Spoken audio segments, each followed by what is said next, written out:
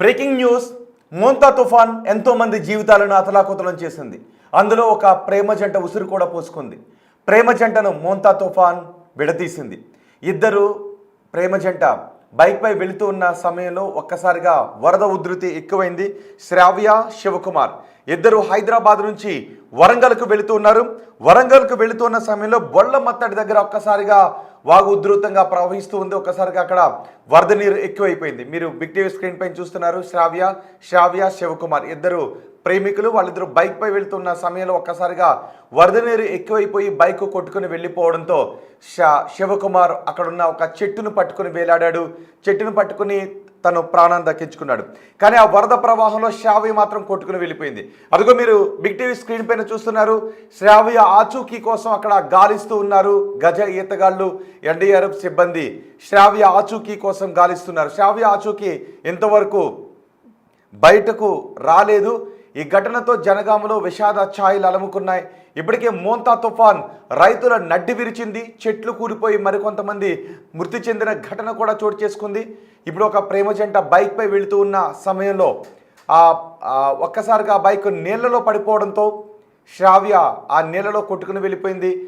వాళ్ళు ఎంత వెతికినప్పటికీ కూడా ఎన్డీఆర్ఎఫ్ సిబ్బంది, గజ ఈతగాళ్ళు ఆ చుట్టుపక్కల ఉన్న చెరువుల్లో వెతికినప్పటికీ శ్రావ్య ఆచూకీ మాత్రం ఇంతవరకు బయటకు రాలేదు. ఆ సమయంలో ఇప్పుడు మీరు చూస్తున్న ప్రాంతం బోట్లతోనూ గజ ఈతగాళ్ళు అక్కడ ఉన్న చెరువుల్లో వెతుకుతూ ఉన్నారు. ఆ చుట్టుపక్కల ఉన్న చెరువులన్నింటిలో కూడా వెతుకుతున్నారు. వాళ్ళు హైదరాబాద్ నుంచి వరంగల్కి వెళుతున్న సమయంలో బొళ్ళ మత్తడి దగ్గరకు వెళ్ళగానే ఒక్కసారిగా వాగు ఉధృతి పెరిగింది.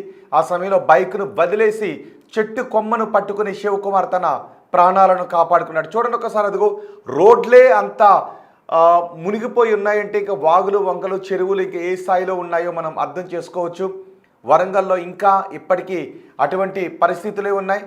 ఈ మోంతా తుఫాన్ కారణంగా వీచిన ఈదురుగాలులకు చెట్లు కూలి కొన్ని చోట్ల కొంతమంది మరణించిన విషాదకర ఘటనలు కూడా చోటు చేసుకున్నాయి.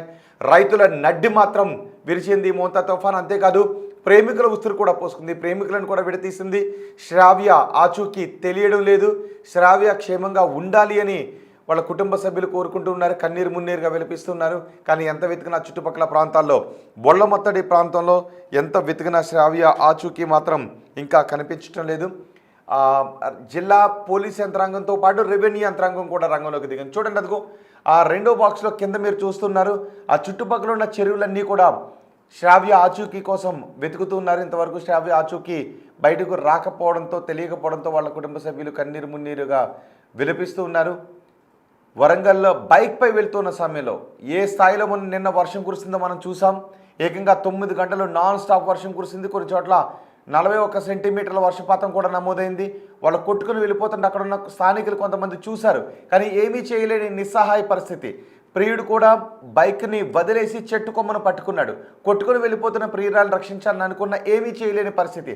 అందుకే ముందు నుంచి చెబుతూనే ఉన్నారు, వరద ఉధృతి ఎక్కువగా ఉన్నప్పుడు, వాగులు వంకలు ప్రవహిస్తూ ఉన్నప్పుడు అలాంటి చోట్ల నుంచి ప్రాణాలకు తెగించి వెళ్ళడం శ్రేయస్కరం కాదు. గతంలో కూడా ఇలా చాలామంది పొంగుతున్న వరదల్లో నుంచి, పొంగుతున్న వాగుల్లో నుంచి క్రాస్ చేసుకుంటూ వెళ్ళి కార్లే కొట్టుకుపోయిన సందర్భాన్ని మనం చూసాం.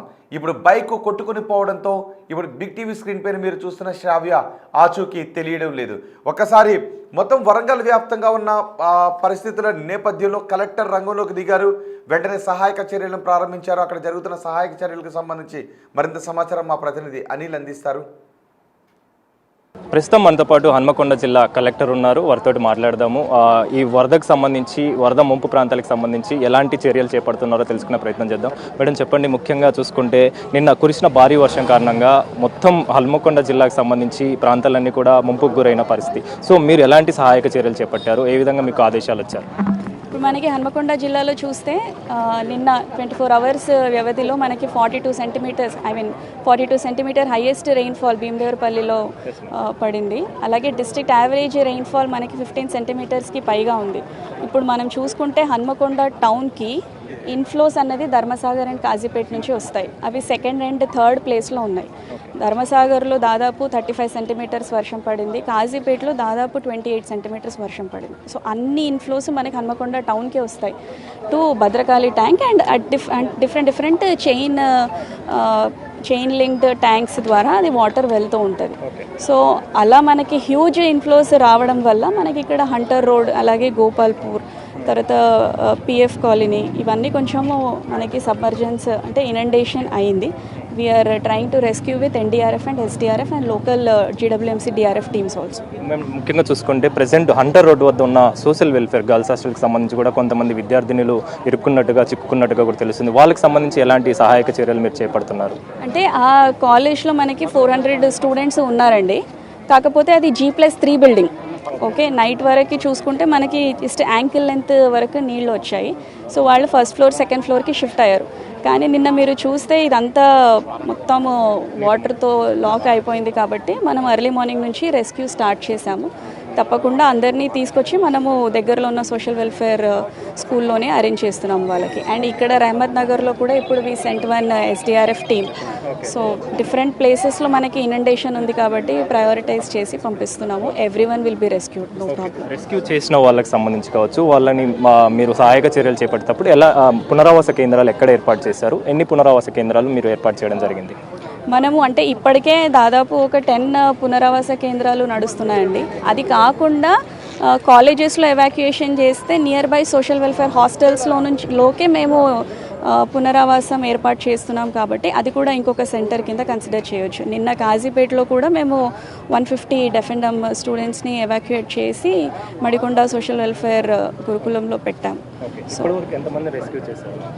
నిన్న రాత్రి వరకైతే మేము దాదాపు 250 మందిని రెస్క్యూ చేశాము. ఈరోజు మార్నింగ్ నుంచి రెస్క్యూ ఎఫర్ట్స్ కొనసాగుతున్నాయి. ఇక్కడ ఒక 400, గోపాల్పూర్లో ఒక 60, తర్వాత టీఎన్జిఓస్ కాలనీలో ఒక 60 మెంబర్స్ ఉన్నారు. మళ్ళీ ఇక్కడ కూడా మనకి సిఎస్ఆర్ గార్డెన్ దగ్గర కూడా చెప్పారు. So number is increasing. Okay, టీములు ఎన్ని టీములు పనిచేస్తున్నాయి? డిఆర్ఎఫ్ సిబ్బందికి సంబంధించి కావచ్చు, ఎస్డీఆర్ఎఫ్ సిబ్బందికి సంబంధించి కావచ్చు, ఏ విధంగా సహాయక చర్యలు టీములు ఏర్పాటు చేశారు? మనకి ఎస్డీఆర్ఎఫ్ అంటే 4th బెటాలియన్ వాళ్ళు ఉన్నారు. 3 టీమ్స్ నడుస్తున్నాయి along with their boats and staff. తర్వాత ఎన్డీఆర్ఎఫ్ కూడా మనకి 2 టీమ్స్ ఉన్నాయి. తర్వాత లోకల్ జీడబ్ల్యూఎంసీ డిఆర్ఎఫ్ టీమ్స్ కూడా ఉన్నాయి. అలాగే ఫైర్ డిపార్ట్మెంట్ వాళ్ళు కూడా ఉన్నారు.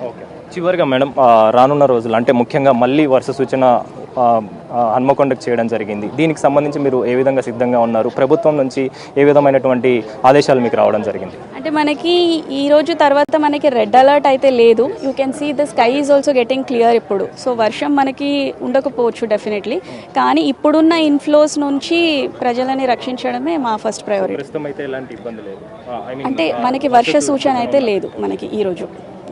Thank you. సో మొత్తానికైతే కలెక్టర్ చెప్తున్న వివరాల ప్రకారం ఈ జలదిగ్బంధంలో నిండి ఉన్న ప్రాంతాలకు సంబంధించి కావచ్చు, ముంపుకు గురైన ప్రాంతాలకు సంబంధించి కావచ్చు, సహాయక చర్యలు అయితే చేపడుతున్నాము. ఎవరికి ఎలాంటి ఇబ్బంది లేకుండా కూడా పునరావాస కేంద్రాలు కూడా ఏర్పాటు చేయడం జరిగింది. అందుకు గాను ఎస్డీఆర్ఎఫ్ సిబ్బంది, మిగిలిన సిబ్బందులు కూడా అప్రమత్తమై అలర్ట్ అయ్యి ఇప్పటికే సహాయక చర్యలు అయితే చేపడుతున్నామని చెప్పేసి అయితే కలెక్టర్ చెప్తున్నారు. కెమెరా పర్సన్ నరసింహతో కలిసి అనిల్, బిగ్ టీవీ, హన్మకొండ నుంచి.